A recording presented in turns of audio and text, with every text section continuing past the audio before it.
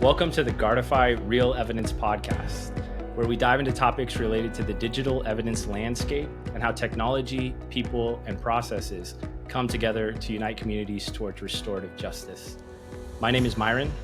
And I'm Ashley, and our guest today is Ben Jackson, CEO of Guardify. Hi, Ben. How's it going? Hi, Ashley and Myron. Today's a good day. I'm excited to be here. I'm so pumped about this podcast and just the fact that we've gotten this thing off the ground and we're able to celebrate digital evidence management in a unique forum. I think just like being able to take an idea that we talked about in a conversation room and then being able to bring this to fruition and share different opportunities to expand the collective intelligence insight about the industry, how digital evidence management, the landscape is changing, our customers, and like all of the different things that we hold true and hold to be super valuable just out in the world. I think it's really cool. So thank you to both of you for inviting me, but super excited to be on the podcast. Thanks for having me. Well, Ben, we're really excited to have you on the podcast today. In our last episode, Myron and I kind of talked a lot about what our views or our insight was on why we're doing this podcast. And I think it'd be a really good idea to have you give us a little bit of information about you, what you see for Guardify, and how you became CEO here. Yeah, it's a complicated question, but I'll try to simplify it down a little bit. So I had the unique privilege of meeting my predecessor about 5 years ago. Her name is Sarah Boyd, who started kind of the commercialization of Vidanix, which then later became Guardify, through some mutual relationships in our community here in Omaha. Our headquarters is in Omaha, Nebraska. And I got to know Sarah. I got to understand a little bit more about what Vidanix did for the world, what a child advocacy center was. Quite honestly, I was fairly ignorant to what that meant. I didn't really understand the incredible direct service workers that were in my own community, in my backyard, the people that were supporting them. And kind of through that last 5 years, talking to her and several other members of the team over the course of time, I realized there's this unique opportunity to connect folks who have had really strong digital experiences, who are technologists, who know how the internet works, who know how some of these modern technology platforms that people kind of throw out in meetups and in bars and coffee shops and pretend like they know what they're talking about. And then there's like a subset of people that don't talk about it much, but actually do the work and know how it works. And then this other side, which is direct service providers, people that spend all day long serving people in relationship, asking questions, being in their community, serving people through whether it's law enforcement, whether that's your litigation services, people who are in social services, and in our world, child advocacy centers, prosecutors, defense attorneys. And I kind of realized like there's this natural ignorance in the world where we believe that you can only do one thing. You can only build great technology companies and make lots of money, or you have to be on the social side where you don't make any money and you sacrifice everything to go do social work, or you go do, to the good of society, things for the good of society. My wife being a teacher, I've learned a lot about this over my years. What I found to be true at Vidanix and now Guardify is that we believe very strongly that you can do well financially, you can do well by building great technology that people want to exchange value in, they want to pay money, and you can also do good in the world. That you can actually put those two things together. You can also build sustainable businesses that are built on social impact. And so as I learned more, got the chance to, and unique privilege to meet with her, I met with several members of the board, got to know some people, some customers, talked to some customers outside of our business before I joined the organization. Uniquely, I had the privilege to talk to my uncle, who's a former district attorney up in Madison, Wisconsin.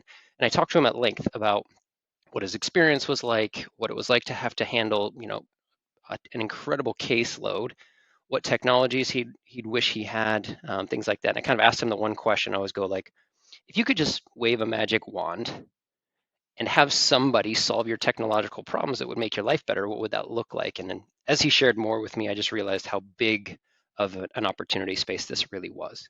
That there was lots of different folks that wished that technology had really like jumped into the space many, many years ago to help, to serve this group of incredible human beings that are just saying, hey, I'm just trying to make it through the day through these traumatic events, and the worst thing in the world is I have to use this archaic technology that breaks constantly, costs a lot of money, doesn't really make sense to me that somebody's forcing me to use that I don't really like. So really taking a different posture on that is really exciting for me. So that's where I came from. My background, I've been in tech for almost 20 years now. I worked at LinkedIn for a long time, when we were not a household name to when we were a household name. I've worked at a couple of other technology companies before. They're a very large website hosting platform before, where I learned a lot about different web applications that can be used for incredible purposes, but also there's a dark side to it. I learned there's also, for every world-class website, for every world-class technology platform, there's somebody else who wants to use it for nefarious purposes. And so I had the privilege of being kind of on the front lines of policy making when we were at LinkedIn, and as we were starting to engage with government agencies, law enforcement, kind of creating the first algorithms that could detect certain types of images on the internet back, generations ago now. But it's fun to actually go back in time and go like, remember when we actually had to figure out how to take a picture of a thing and then actually write a complete code to identify every single pixel on that image, so that you could map it out and test other things against it, what was on that image. Later on, it came into messaging. Later on, it became lots of different things where we found misuses of our technology. So when I was at LinkedIn, we kind of got ahead of it, and we had very strong policies on the rights and privileges of people that were allowed to use the platform, work with government agencies, work with people to make sure that the network stayed at a certain level, communicated a certain way. Everything is uplifting and everything is promoting good behavior. We didn't allow negative behavior. We didn't allow curse words, as an example. We didn't allow somebody to speak negatively. And because that was just removed from the network, it just became the way it was. And now you see the opposite in some other networks, where you just see like unpoliced, when somebody just says, hey, we want to leave it too open, sometimes, it perpetuates negativity. And I would go, yeah, there's a better way to do it. So anyway, that being said, I love this unique privilege here at Guardify, where we can serve child advocacy centers, prosecutors, public defenders, family protective services, obviously our child advocacy customers who we love to death and we serve each and every day. So we're excited about the work that we get the privilege to do. Yeah, it's really interesting, Ben, like you hit on this earlier too, right? Which is when like the idea of being able to come into a space with social impact and bring technology to bear in an aimed direction can be really like, it can unlock a ton of value. And this is where we see like a lot of the time industries, I think of like fintech, I think of insurance, these industries that oftentimes are late adopters to technology, or they're still on the bus of like, I'm using technology, but it's 2-3 decades old and really clunky and I have to download it in order to use it.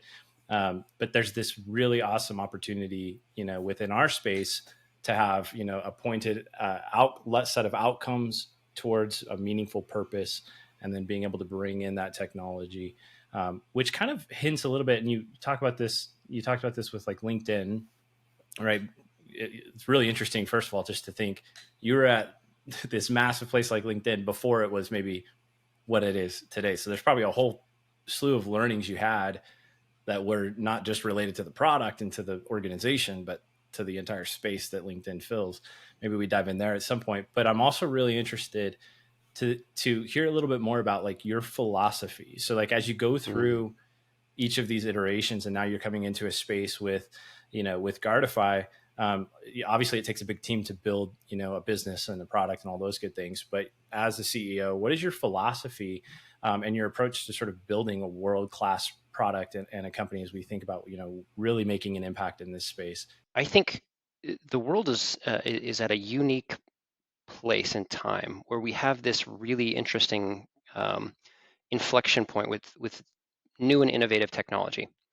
And so we're right on this precipice of where artificial intelligence is becoming something that just is almost a daily topic wherever you are, for whatever reason. Whatever application is, discriminative AI, generative AI, there's a lot of different ways to think about the future of this specific type of technology, which is not altogether different than other technologies that we've seen in the past.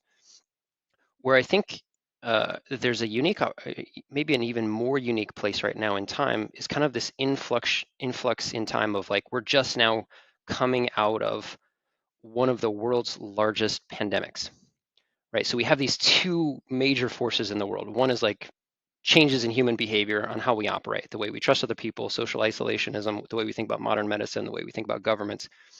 And now we have this other piece, which is how do we think about technology? And so I think for us as an organization, and philosophically, one of the things I believe is very important right now is to create clarity and definition on where you want to go. And you can say, like, here's what is, here's the factors that we do not control. These, the ones I just mentioned, those are outside of our control. What is within our control? It's the way that we show up each and every day, the way we appreciate each other, the way we're intentionally building things. One of our core values that I sort of brought into Guardify several months ago is this concept of how important today is. Today matters. And so our core value is called, we don't get to do today again. And it's intentionally stated to drive a little bit of urgency and a little bit of intentionality, to say everything that you do matters. It matters to you, it matters to someone else, and it matters to the world at large. You can either choose to take the path of least resistance and go down the path of personal comfort and kind of just saying, like, I'm just going to do whatever it takes to make myself feel better and kind of isolate myself and do, especially as Americans, we have this unique privilege of so many different things we can consume. Or you can choose the other path, which is the path of deciding each and every day you're going to go contribute to society. You're going to create opportunities for other people. You're going to do hard things that are uncomfortable. You're going to go meet and talk to a stranger. You're going to find out what they need. And so for me and for us, I think it's kind of stems around that. It's just like being intentional in how we think about our impact on the world. Broader, there's lots of different ways to think about it. Like how do you think about creating financial opportunities at the same time as you think about social impact opportunities? How do you create a balance there? How do you make sure that you're like creating fulfillment for yourself through those efforts? How do you make sure that you're creating the opportunity for fulfillment for other people? But to me, it all kind of boils down to just like, we don't have a lot of time, right? And so like every day matters. And it comes out of some personal experiences for me personally, but as I brought it to the team, I was like, hey, this one really matters to me, that we're really, really intentional, that we define where we're going to go. We get everybody to talk about it, to just say like, hey, these are the things that we're going to agree to do. So these are the things we're going to agree not to do. And because we've agreed what we're not going to do, it allows us to be excellent at fewer things. And so we're going to pursue those. Yes, we are going to pursue some mind-blowing technology, like crazy things that the world hasn't even seen yet. That's going to happen. But I also think at the same time, we're going to be incredibly intentional about how it creates real meaningful value for the people that use our technology. And it's not just build a thing because you can build a thing. It's build a thing because you created it with intention for the other person so that they can have a better life, better existence, do something more fulfilling because of what you created. No, but Ben, I think that makes a lot of sense from that standpoint. In fact, I think in the last episode, one of the things I mentioned about why I wanted to come to Guardify was what you said, right? Which is, you don't get to do today again, right? There's a lot of things we have. We all know this. We don't get time back. And so where we want to spend our time and where we want to invest our energy and what we have to bring to bear for the value of others and for the benefit of others really matters. And so, that's what really excites me as well to be here at Guardify. But I also think, you hit on this too with the technology standpoint. There's no shortage of not only technology, but new technology, new innovation, right? No code, low code. You think of all the ways that the landscapes are shifting, are going to continue to shift, not just from, the big buzzword of AI, but from the tactical and practical things that are going to come from, how engineering is taught, all sorts of things. Right. And so there's no shortage of really, the innovation and all the ideas. But what I think is really going to be that the thing that sticks around is people who are intentional about how to use all of that. And intentionality does require understanding, what is the end outcome for leveraging technology. And for that matter, one of the things we talk about on this podcast is we talk about technology. We talk about what that means for people, what that means for the processes that you have in place. So it goes beyond just technology. So it's one of those pillars. But again, I think it's really important to understand, what's the holistic approach to applying those things. And that really forces you to understand, real things like, hey, what are the problems you face today? And, when I'm talking to customers, it's how can we help? How can we understand even on a layer deeper where the real pain is at in your workflow, or what have you. So Ashley, I know you talk a lot to customers as well. Would you resonate with any of that as well? Yeah, absolutely. I think especially that point of you don't get to do today again very deeply relates to the stuff that our customers deal with on a day-to-day basis. There their challenges and their issues that they do try to solve on a regular basis change every single day. So us taking that approach and addressing their issues one day at a time, as if that is the number one priority each day, really, I think, impacts our point of view as we are continuing to develop what we work on. So we talked about your story. I think what's important too is understanding that many of our listeners have an awareness of who Guardify is. You've already done a great job of kind of explaining some of the roots and how you came here. But maybe if we go all the way back, let's kick it back to the beginning. What is the origin story of VitaNix, now Guardify? Maybe just give us a little bit about how that came about, where we're at today, and sort of translate that, if you can, into where are we going in the future? Yeah, I think so. Our history is such a wonderful blend of where we actually are now, because of this like interesting intersection between two organizations, Project Harmony, a very large child advocacy center in Omaha, Nebraska, and Giving Tech Labs, a technology incubator program that came out of Seattle. And the origin story goes something like this, depending on who you ask. So Project Harmony had actually created their own like initial attempt to go down this path. They had actually invested in some software to try to figure this out.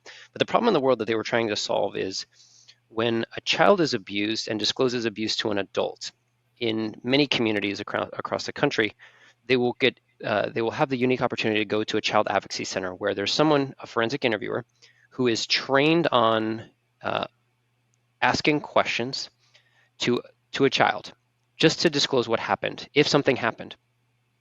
Their entire role is just to ask questions until they get to some version of the truth that the child can share with them. That's the intention. And so what happens is that interview itself is captured and recorded. So if you imagine there's like sort of like some of the videos we've seen on TV, that there's a camera up in the corner of a room and it's pointed down to the child and pointed down to the forensic interviewer to record it and to capture it, to share it and use it as evidence. Well, what they'll do is they'll burn it on a DVD or on a USB drive. That is the way it has worked. If you think about the way most of us consume technology, that would be a foreign concept on our daily consumer behavior. But it's how it works in government. It's how it worked in child advocacy centers. And so what they had is an issue where a DVD was accidentally shared with the wrong person. That DVD was burned from the child advocacy center. It got to the wrong person. That wrong person used it as an abuse to the child. It was then brought before a judge, and the judge said, to several folks in the courtroom, we have to do better. And that's where the original part of this started. Then, through this partnership that Giving Tech Labs had with a number of different agencies all over the country, including the Rakes Foundation, they found out about Project Harmony. And so they found out that, hey, there's some technology problems that we have. We think we can come and help. So Giving Tech Labs and the original co-founders that started this concept, Shelley Kurtz and Luis Salazar, came in and just said, hey, we think we can help. Let it allow us to build a quick and dirty beta version of what this would look like using cloud-based technology and powered by AI. And that's going back about 6.5 years ago now, 7 years ago. When they went through this discovery process, they found out a couple of things were really, really important. Number one, as it is inferred, the storage and shared access controls were absolutely critical. This can never go to the wrong person. And so they had to make sure that they created those things within the technology. Then they kind of took pieces of that and said, hey, we actually need to be able to play this back on a browser so that someone can play it and they can view it so it can be consumed by another person, shared, control the access, allow somebody else to play it. And then we added on different features like the ability to clip and modify the video, add notes associated with different, associated with different things. Kind of from there, they brought it out into the market and they said, hey, does anybody want to invest in this thing? Because we actually think we have a pretty cool business model that is sustainable. That like a lot of these centers exist in the United States. At that point, there was like 950 of them. Today, there's almost 1,200. And they have this use case and it's not going away. The addition of video in the world, if you think about 6-7 years ago, the amount of video is then to where it is today, it's easily multitudes higher than it was then. And so they kind of said, hey, there's this unique opportunity. They at that point brought in Sarah Boyd, who used to be the CEO of Omaha Community Foundation, leading a very large organization that did philanthropic work throughout the Omaha and Nebraska community. She took the company, kind of went, okay, I think we can take this model and we can grow it. We can get lots and lots of child advocacy centers. I have lots of connections. Let's start to build some of these relationships. Let's start to add new features and functions over the course of time. So fast forward a little bit of time to where we are today. We decided that the story needed to be reshaped as we kind of changed the vision of the company. And we said originally we were just set out to serve child advocacy centers. That was the vision. It was, let's figure out how can we do this. Then as it expanded, we realized as an organization, actually, there's lots of these technological challenges throughout the justice ecosystem. There's lots of different times where someone's using a physical hardware to manage critical evidence. It's being put on a USB, a DVD, a server. It's being put on a drive that's being shared with someone else. It's even being shared in some non-secured virtual ways over email and other ways that are just not safe, not secure. Lots of folks don't actually know the complications of that security. So that being said, then we kind of moved into these other spaces where we realized like our number one user on Guardify today is law enforcement. And after that is defense and prosecution and family protective services, not just the Child Advocacy Center. In fact, the Child Advocacy Center is one of the lower usage types on our platform. There's not a lot of them, actually.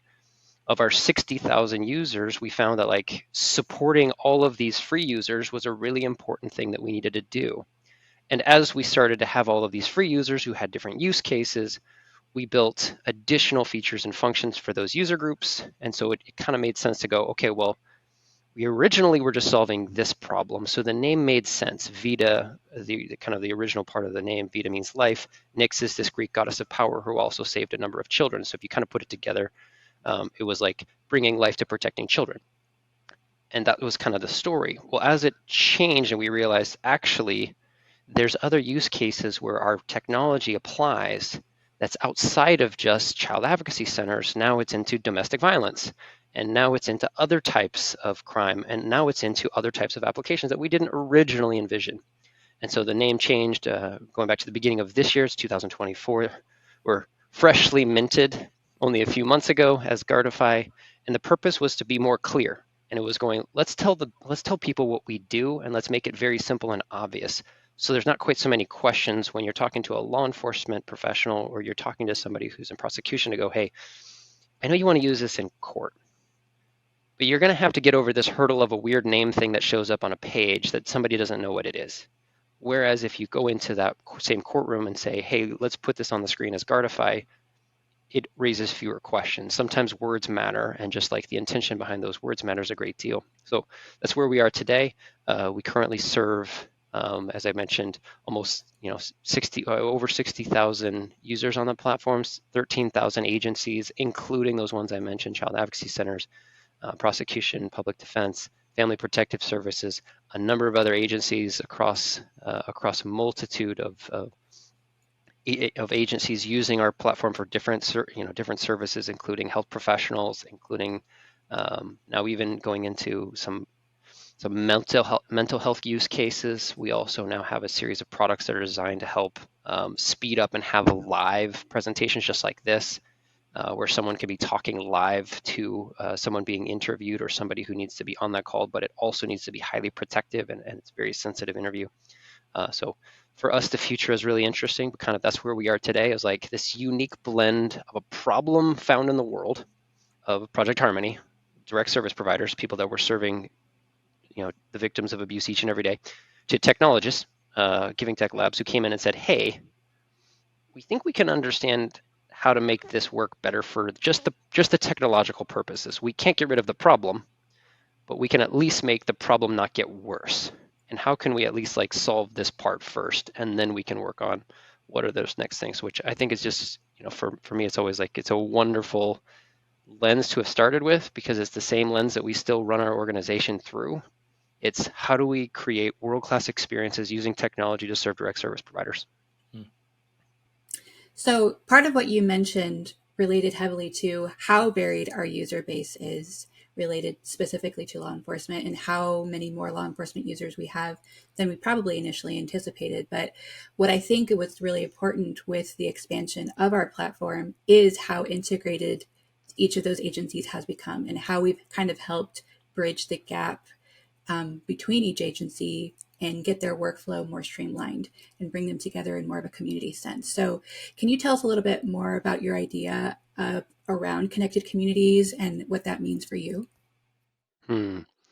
Yeah, so the term connected communities came out of a discussion we had several months ago, probably going back in September, October 2023, when we started talking about the importance of this simple function that like we all sort of take for granted on social platforms, on technology, and you'll notice it as soon as I say it. It's this share button. It's the ability to share with another person, which automatically connects them to you in some way. In many ways, it can be one way, right? I'm just going to share it with you. I want you to go deal with this now, right? I'm sharing this with you. I emailed it to you, and so it's completed. I sent you the file. I shared it with you, so now it's your responsibility, no longer mine. And what we found to be true is what's interesting, as soon as it's shared, there's actually another person oftentimes that needs to be shared that same information. And so, which is why we got into this like addictive behavior that the world has today of like posting on social media. Because we didn't want to just send it to a friend who then sends it to a friend who then sends it to a friend and then sends it to a friend. And like you've got this weird game of telephone. We wanted to share it for everybody. And so it sort of stemmed out of this construct of like saying, hey, the Child Advocacy Center, who's sort of at the beginning of the first part of our organization, was they capture this video. They have to share it with multiple parties, right? They have to share it with prosecution, they have to share with defense, they have to share with family protective services, they have to share with law enforcement. What if we started to look at each of those different agencies and each of those different user types as another person who had a similar problem, but maybe looking at it from a different lens? As an example, law enforcement may gather a lot more information that enriches that same case. They may go on site and see something at that home. They may have a written document that shares like, here's my report that I'll share with someone else that needs to be shared. And as we started like unravel this ball of yarn that was around this simple construct around sharing, it became very clear that like the most important thing was looking at every relationship within the justice ecosystem and realizing the ability to share bi-directionally. I share with you, you can share back with me, or you can share to multiple, but you have the access controls. You decide who gets what based on your jurisdiction, based on your agency, based on what your process is. And we started to realize like, this is actually a way to connect people just like social networks did, but in a safer, more compliant, more regulated industry, where we just went, okay, what if we connected communities, but we intentionally created a series of controls that just went, this person can share with this person, this person can share a limited version of that with someone else, or this person can simply say, I've got it. No one else needs to know. But our construct was around just creating, a business architecture that allowed for all of these different people to access the right evidence at the right time to make the right decision to make sure that there's the right outcome. So that's where it all stemmed from.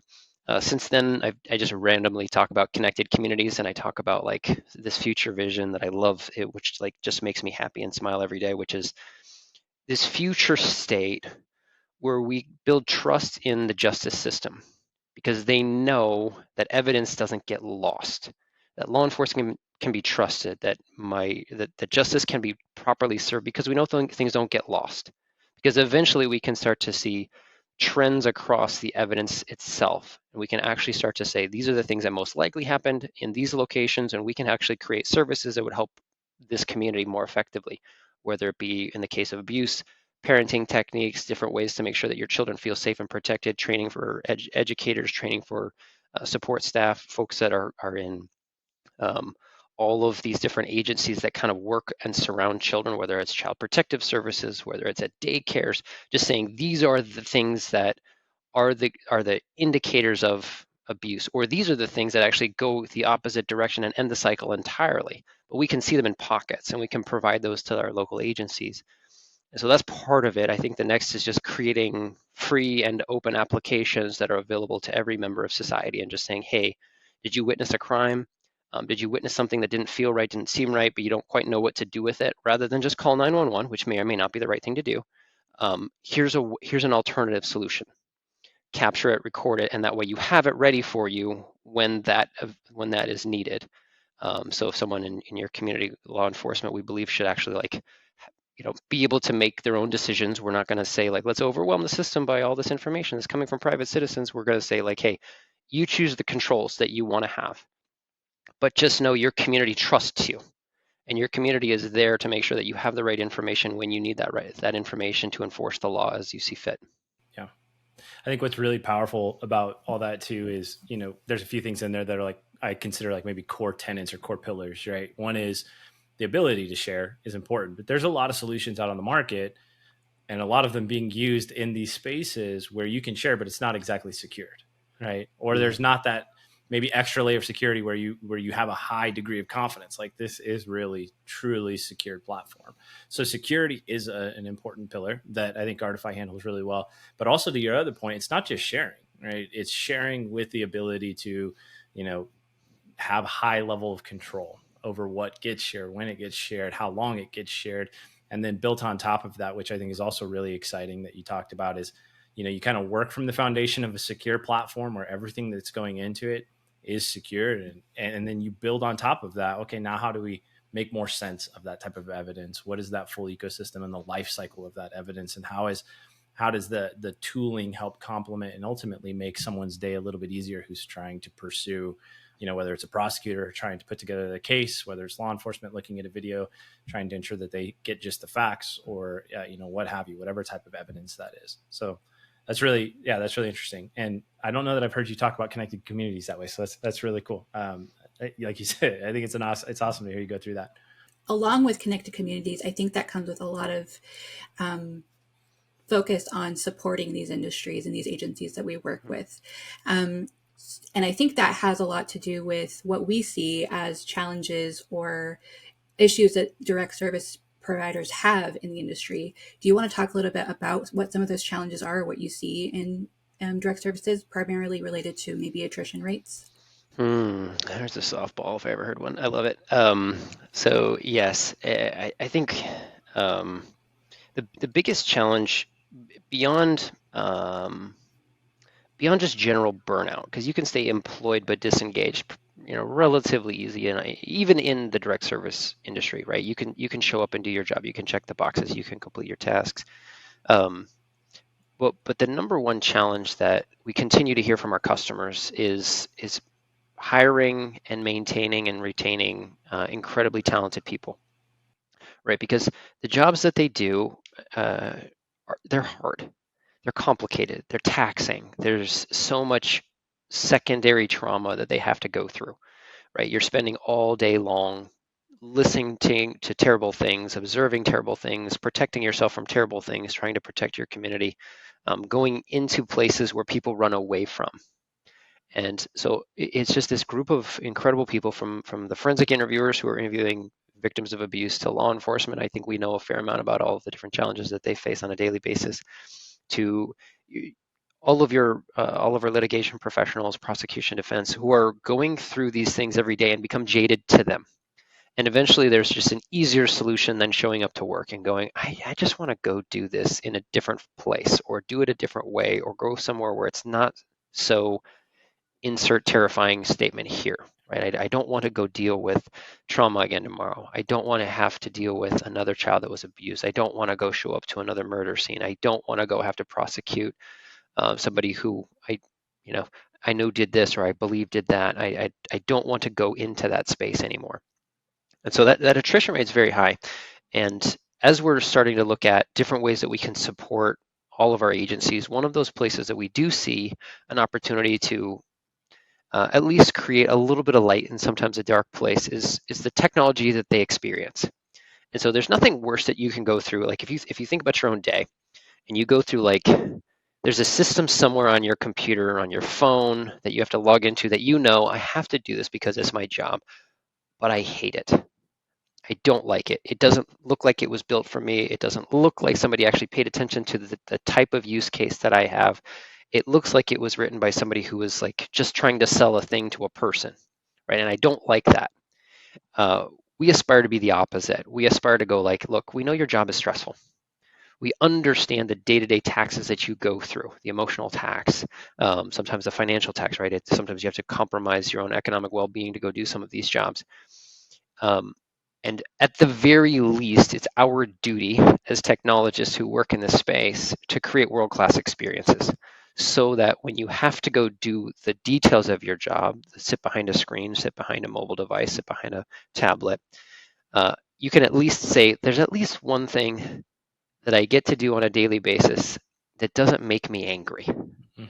That's a technology that was built for me that does the things it's supposed to do, because I can tell there's so much intentionality behind the way that just flowed with how I have to do my job that it just made sense. And thank you, Guardify, or other technology platforms in our space in digital evidence management that are spending a lot of time with users and really spending time to figure out, how does the user need to use this technology? We use the word user, which means somebody that interacts with our technology, somebody that's logged into the application, can see how it all works, and it just makes sense.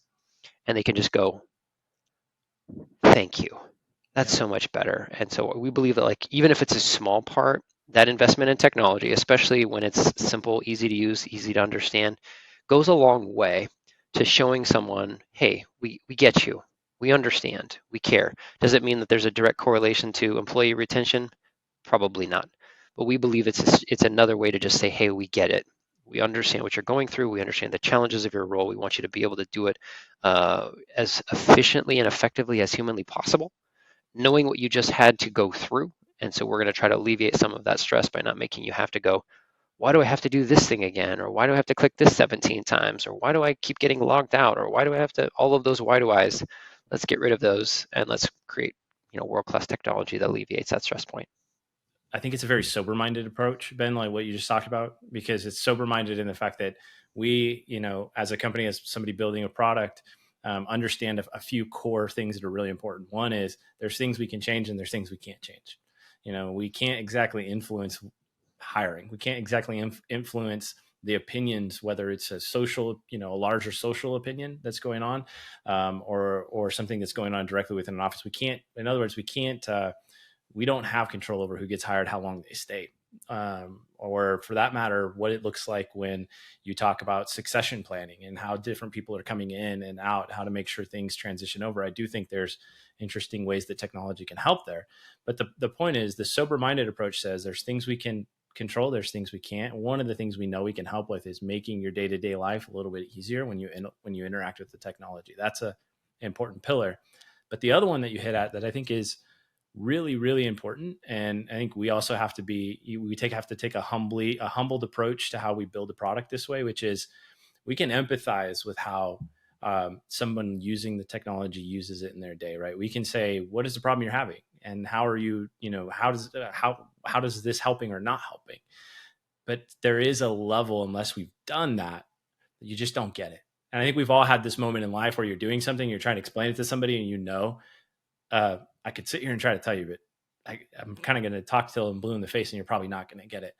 And so one of the things Ashley and I talked about last week, and I think this is really important for companies building in this space, is to have people within your four walls who do have that experience as well, right? Where appropriate, being able to say, hey, we actually have people who are forensic interviewers who are helping us understand that. We have people who are former prosecutors, and we're not just relying on that, though. That's a complemented approach to when we're talking with our customers, with our users, as you said, on how we think about those things. So I think that's a really great approach. I'm really interested, Ben, everybody, let's get to the topic that everybody in their world is talking about on every podcast for the most part in technology, which is AI. So could you talk a little bit, maybe a few things here. One is there a need to fear it or embrace it? How should people be thinking about that who are in our space? And then maybe just talk a little bit about how you see that impacting whether, Guardify as a product and what we want to, like some of the ideas and things we want to go after, or just generally in this space. Maybe just riff on that and talk through that. So it's a great question, Myron. So artificial intelligence has been around for a very long time. I think where we're oftentimes reactionary to is this like unique consumer grade application of a technology that changes our ability to think about it. So as an example, ChatGPT is the one that most recently came out that like sort of transformed the adoption curve for AI, or like gave this like real life everyday application that we could talk about, right? It's been in our back pockets for a long time. It's actually in your pocket, your actual real pocket for a long time, right? We've had Siri, we've had Alexa, we've had all of these different applications. You had Cortana, you've had all of these different artificial intelligence applications in our lives every single day for years, and we didn't fully recognize it as AI. We didn't fully talk about it the same way we're talking about ChatGPT, DALL-E, OpenAI, all of these different things.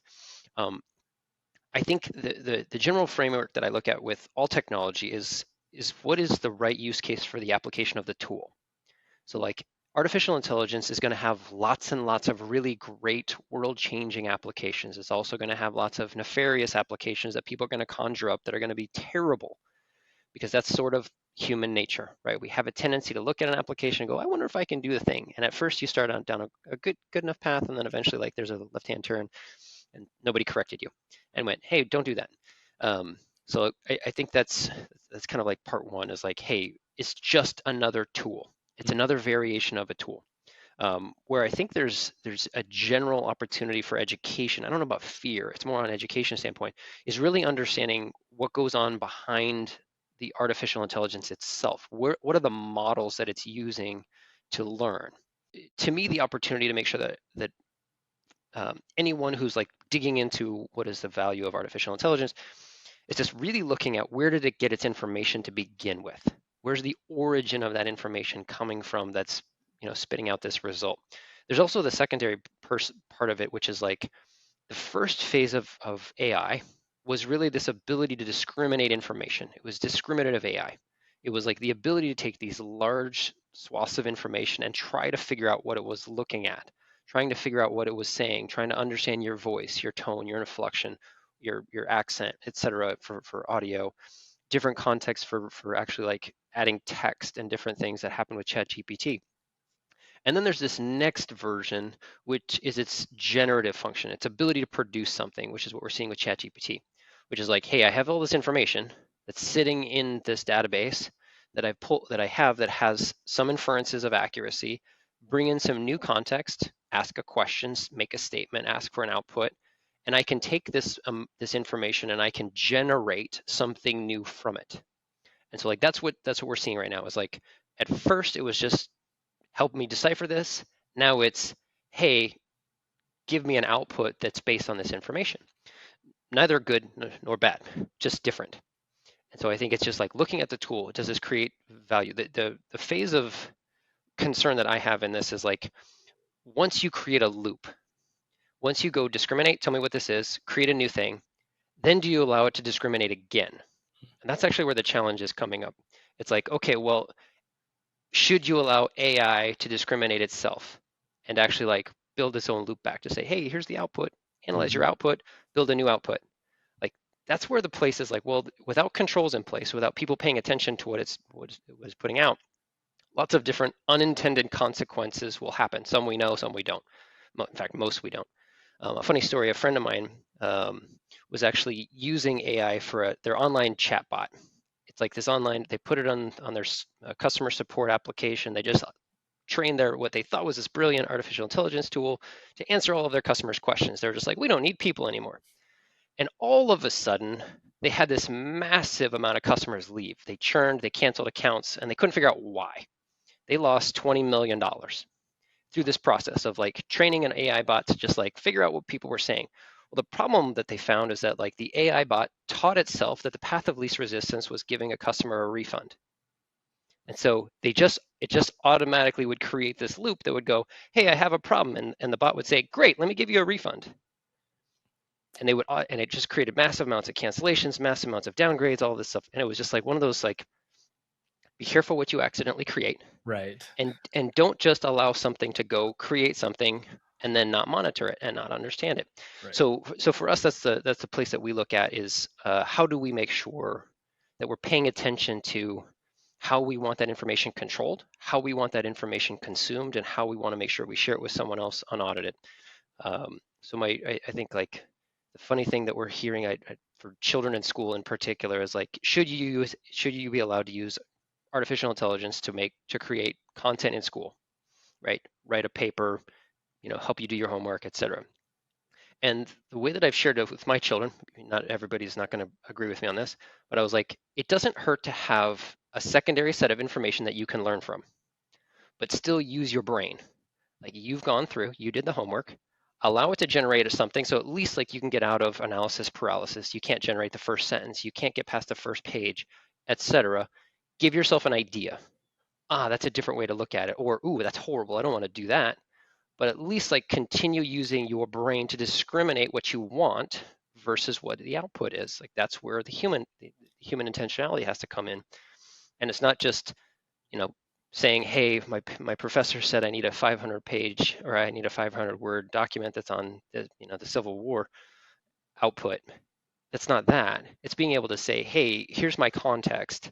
Here's the things that I've learned. Here's what I really want to understand. Here's what I think I want to do now. Give me something to get me out of writer's block, or give me some new output that I can figure out if it makes sense, if it's correct, if it makes, if it does a better job than what I thought the first time, and then I'm going to modify it. I'm going to try to decide what makes the most sense now. So I don't think AI is good or bad.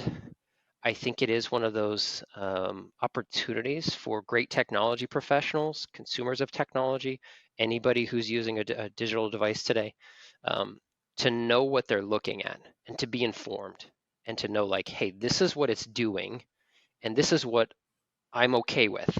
Because like every family, every person, every dad, every mom, every child, everybody in the workplace is going to have a different variation of what they believe is okay, is an acceptable use of that. I think there's definitely going to be opportunities for legislation. There's going to be lots of opportunities for different financial opportunities for folks. I think that's like why you see this influx in AI companies. We're also going to look back on this in 10 years and go, how much of that really made any sense? Right. Right? How much of that were we really looking at it eyes wide open? Or were we just saying somebody said AI, therefore it must be great? Or it says AI, therefore it must be terrible. We're going to look back at it and go, how did we not see where this was going and create some boundaries in place to say, hey, just because we can do a thing doesn't mean we should. Right. Here's what we believe is the moral construct by which we build technology. Yeah, I think it's really interesting, Ben. Like you mentioned, I think we can all sit here and say it's neither good nor bad, right? It's really how you apply it, and that's going to be what's really important. And also to be thinking, to your point too, there's going to be legislation and things that come and change in the space. And on this podcast, we hope this is a context that we continue to invite different people from different perspectives and experience in that space to speak to. So thanks for providing your experience or your perspective rather on that. Any other topics we want to cover before we wrap up, guys? Any thoughts on your head? There's an opportunity to always create a platform for civil discourse. And I think like this platform, I love this, I love podcasts and that ability, right? You're going to get lots of guests that have two different views on the same thing, right? And both can actually be true at the same time, right? Like you're going to have someone that's going to say, we fear AI because of all of the terrible things it can do, right? That's one way to look at it. It's the same way you could have looked at machine learning. It's the same way you could look at blockchain technology. It's the same way you could look at the internet in general. You actually can survive in today's society without the internet. It's possible, I've heard. I don't know anybody, but I've heard it's true. And so I think like you can have a headed in the sand mentality and say fear all because all technology is evil, or you can have the opposite approach, which is the kind of the unregulated, unfiltered. We all have the right to every technology and everything in the world. And there's two different opposing views on this in most cases. And I would say like it's actually somewhere between the two. What I think is like going to be this principled approach to any adoption of new technology is deciding what's the framework by which we think is like operationally acceptable. So like in the United States, we have a constitution, we have a series of laws that happen in every jurisdiction. We say like these are the parameters by which we operate. As long as those are known, well communicated and consistent, I think you can choose which side you're on. You can say these are the frameworks by which you operate. Here at Guardify, we have some frameworks that we operate on that are just like very similar, but we bring it down a level that's like more of a day-to-day application. Like we're HIPAA compliant as an example that says these are the parameters by which we abide by. We follow this protocol because we believe that personal privacy protection is really, really, really, really, really important. And so these are the ways that we're going to operate using technology. We're also CJIS ready. So we follow what's the FBI's protocol for how they want information to be secured and protected. So we say like, as long as we stay within these guardrails, under these frameworks, and then as an organization here at Guardify, we follow under underneath our shared mission, our shared vision, our core values, and the things that we've said are really, really important to us. As long as we stay within those boundaries and along with those guidelines, there's a lot of flexibility that we have. There's a lot of things we can test. There's a lot of things we can learn. As long as we protect everybody, as long as we follow the process, and as long as we prioritize things effectively. I think that same thing is true in any adoption of tech. Is you go like, hey, was crypto the right answer to the new, the new way to manage money? No, it depends on who you ask, right? It For some, yes. For some, no. For some of us, we're just kind of looking at it going, I still don't entirely understand it. Like, it just doesn't make sense to me of like, how does this, how does this stay consistent? How does this not fluctuate so much? How does this, all of these different parameters? How do you use a computing source to generate, a monetary amount? I don't quite understand that. And because I don't quite understand it, I choose to just listen and learn, but I don't participate. I think the same thing can be true with AI.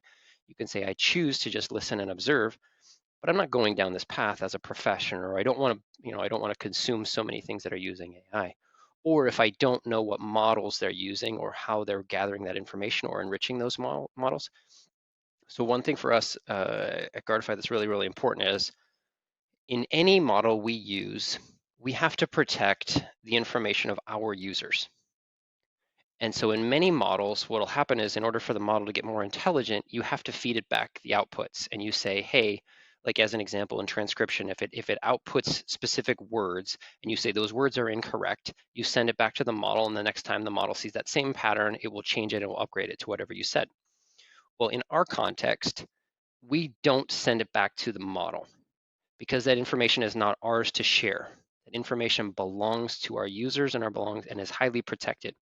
And that's actually like a really interesting boundary line as technologists, because we're going, well, it would make it so much better. But at the same time, we're going, which matters more to us? The protection of privacy and the protection of that person's story, or the technology? And we've answered it. Our answer is their privacy is way more important than our ability to update an algorithm. And so like we're going to protect that. And I think that's just like one example of a boundary line that we've created ourselves. We still wish that we could make it better, but we're going to do that a series of different ways. They're actually much more complex, they're more expensive, but they're the right thing to do. Right. And so for us, it's like, these are the boundary lines that we've decided. Therefore, this use case of AI is inappropriate for us. We're going to do it a different way. Right. And like you said, it's not that they can't get better. It's that the path to making them better is probably just a little more complex, requires a little bit more steps, right? So that's really interesting. Yep. Well, Ben, this has been great. We really appreciate you. Before we part ways, I'm wondering if you could offer just a word of encouragement, something that you want our listeners to hear directly from you. Oh yeah. Well, thank you for this opportunity. So there's a couple things. One is like, don't fear technology. Understand it, consume it, like learn about it, spend some time on the internet, really understanding how it works, from cloud-based computing to how transcription services work, on AI works, blockchain technology a little bit. Like in your spare time, if you're bored, or like find a technology company like us that nerds out about it and likes to talk about it and talk to us. The second is actually way, way, way more important, and that's we are so grateful for the opportunity to serve child advocacy centers and forensic interviewers. The work that you do means so much to us that we created our own annual event to celebrate you. It is called Forensic Interviewers Week. And here's what it is. It's bringing awareness in our community. So what is a child advocacy center? What do you do? How does this actually work? What are the day-to-day tasks that a child forensic interviewer does that serves the community? Because it's oftentimes it's one of those that, like, if you show up to a dinner party and you tell somebody that I'm a forensic interviewer,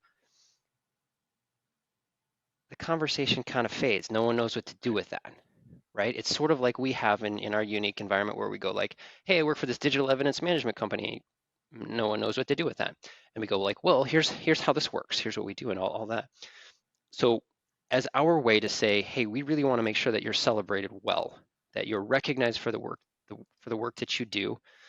We celebrate every July Forensic Interviewer Week. This is our third annual Forensic Interviewer Week. We have a number of different awards that we're giving out that we would love people to go out and nominate folks in the industry for, from Forensic Interviewer of the Year award to partner of the year award to champion for children awards to the child advocacy leader award. There's like a series of awards that we offer just for this industry. We want to make sure it's recognized, the incredible work that you do. Not to say there aren't lots and lots of other people that deserve an incredible amount of credit, an incredible amount of honor and recognition. We just have this unique vantage point on seeing all of these child advocacy centers across the country. Roughly 1/3 of them now are using Guardify in one way, shape, or form or another, and we just want to make sure we say thank you. Please continue the work that you're doing. It means so much more than you may even realize to not only the person that you're serving, but also breaking that cycle of the children who are abused. Roughly 30% of them will go on to abuse their own children. And so like our objective as far as technology goes is like, how can we at least like start to break this cycle through technology? How can we break this cycle through incredible service providers? How can we break these cycles of abuse by just bringing awareness to the people that are doing the work, showing people how to find resources, knowing what this looks like, what are the signals? And for us, Forensic Interviewer Week is just a unique privilege and opportunity for us to talk all about child abuse, all about the workers in child abuse, all about forensic interviewers. So if you're listening to this podcast, please go look for National Forensic Interviewers Week, sponsored by, I think, Guardify. I don't know if we're sponsored or if we just like are the ones that like made this a thing, but please go find out about it. Please make sure you have all of the support that you need in your own communities. And if there's anything that we can be doing for you, please let us know. That is what we are here for. Awesome. Yep. And on that note, just check the show notes for this podcast. There will be links, everything that Ben mentioned. You can certainly go there. We'll make sure that you have everything you need just to click and go check it out. Ben, again, thank you so much for taking the time to come chat with us. Anytime. I'm so excited about this podcast. Likewise. Thanks, Myron. Thanks, Ashley. Awesome. Well, if you've listened this far, it's likely that you're a fan of this type of content. So please consider subscribing. You can find this podcast on any platform where you find all of your normal podcasts. You can also check us out at www.guardify.com/podcast. And if you're interested at all in getting a demo of Guardify as a platform or product that might be a fit for your office, you can check out our website, www.guardify.com, or feel free to email sales@guardify.com. Thanks so much for listening.